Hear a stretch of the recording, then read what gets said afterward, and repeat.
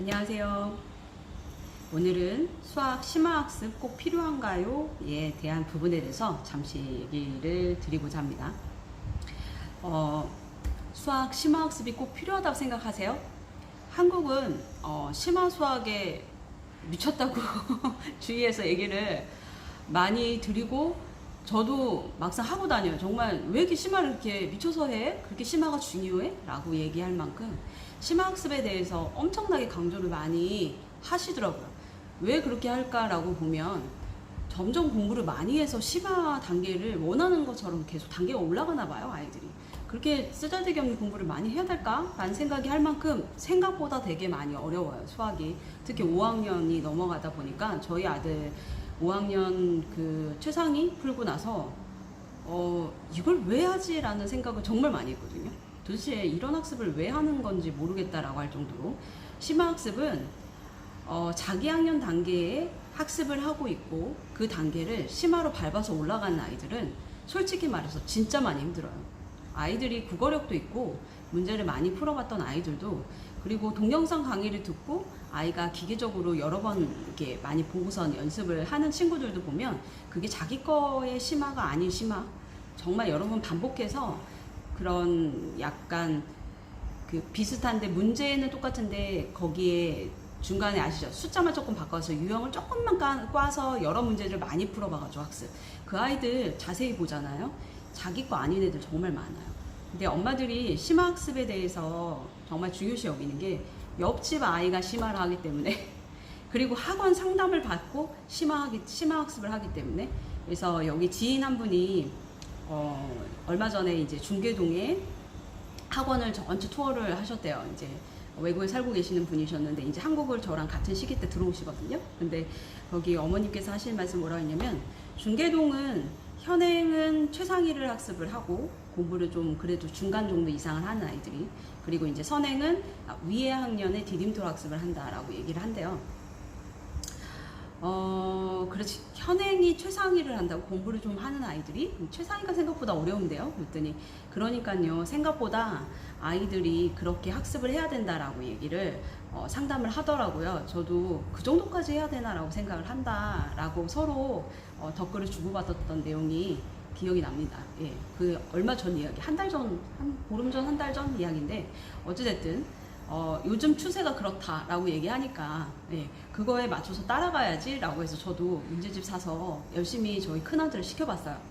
심화학습을 하면 되게 좋은 점이 있어요. 심화학습을 막상 시켜보니까 아이가 어려움 속에서 그 어려움을 찾아가면서 약간 조금 버벅거리고 울기도 하지만 그거를 문제를 풀었을 때 희열감도 되게 많이 크고요. 심화를 한번 돌리고 나니까 아이의 시야가 조금 커지는 느낌이라고 해야 되나? 약간 그런 학습의 느낌은 받았어요. 하지만 그건 저희 아들처럼 연산을 조금 많이 높여놨고 자기 주도 학습도 어느 정도 되고 수학을 조금 그래도 되게 떨어진다 이 정도 수준의 아이가 아니기 때문에 그게 최상위도 풀 수 있고 몰랐을 때 동영상을 봤을 때 하면서 이렇게 푸는 것 같아요. 이제 예를 들면 저희 두 번째 아들, 둘째 아들이 국어적인 어휘력이 좀 딸리고 실제 이제 연산은 조금은 앞섰지만 많이 높진 않아요. 자기 학년보다 조금 앞선 정도. 그리고 문제집 경험이 많이 없고 우선은 학습적인 국어가 조금 딸리니까 그 아이 같은 경우는 심화학습 필요할까요?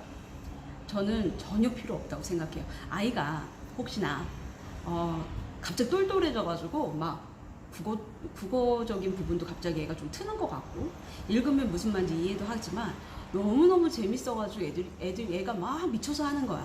그런 아이한테 심화 한번 던져줄만 하겠죠, 그쵸? 근데 일반 아이들이 그런 아이가 있나요? 저희 아들도 그러진 않거든요. 엄마가 이리 와, 빨리 와서 여기까지 하자, 오늘은 여기까지, 내일, 그렇게 달래가지고 아이한테 이것 좀 해봐라 저것 좀 해봐라 많이 옆에서 정말 먹을 거 주면서 뭐 과자나 사탕 이렇게 주면서 많이 꼬시면서 공부를 시키거든요. 근데 일반적으로 그렇게 학습이 진행하는 게 쉽지 않습니다. 아이가 공부를 정말 잘한다? 아이가 어느 정도 수학 문제도 한 두세 번 풀었는데 시간이 좀 남아. 그러면 심화해도 괜찮아요. 그 심화라는 기준이 최상위 정도 되는 레벨까지, 그 이상까지는 솔직히 필요 없는 것 같아요. 차라리 학년을 앞선 선행을 시키는 게 차라리 나을 것 같아요. 기본적인 선행을 시키는 게 나을 것 같고, 만약에 아이가 중간 정도 레벨이야. 우리 학교에서는 학습은 문제가 없지만 어디 이제 센 문제 정도까지는 끙끙거리면서 정도는 푼다 그러면 걔는 그냥 센까지만 하시는 것도 나쁘지 않아요. 센이 생각보다 되게 어려워요. 상, 중, 하 단계로 나눠져 있고 상단계가 생각보다 조금 많이 어려워요. 그렇기 때문에 차라리 센 단계의 문제집 같은 레벨의 단계를 하나 더 사서 시키는 걸 좀 권해줍니다. 그래서 아이가 보통보다 좀 못하거나 보통 정도 되는 친구들은 기본, 그리고 중간 기본, 그리고 그 다음에 심화 전 단계에 약간 상중하 심화라고 하면 심화 빼고 상중하를 학습을 시작하는 게 되게 중요한 것 같아요. 제가 봤을 때는 그랬어요. 그 심화에 너무 많은 목을 메이고 아이와 싸우는 시간에 학년이 차라리 높은 학습을, 기초적인 거를 좀 학습을 더 다져주면 그릇이 조금 더 커져요. 보면 큰아이 이제 심화 문제집을 보면 방정식을 알면 정말 쉽게 푸는 문제들이 되게 많더라고요. 방정식은 중학교 2학년 때 나오죠. 학습을 진행을 할 때 아이가 중학교 2학년 연상까지는 끝내놨기 때문에 와이드해져서 아이가 생각이라는 걸 좀 하고 그걸 풀 수 있는 능력을 조금 가지고 올 수 있는 것 같아요, 남들보다.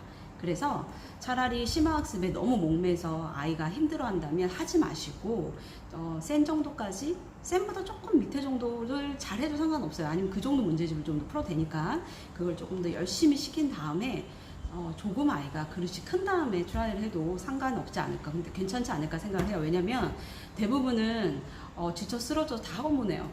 학원 보내면 제일 안 좋은 게 뭔지 아세요? 학원 왔다 갔다 시간 버리죠. 체력 버리죠. 돈 버리죠. 그죠? 애가 멍 때리고 놀 시간 없어져요. 그럼 책 읽을 시간도 없어지거든요.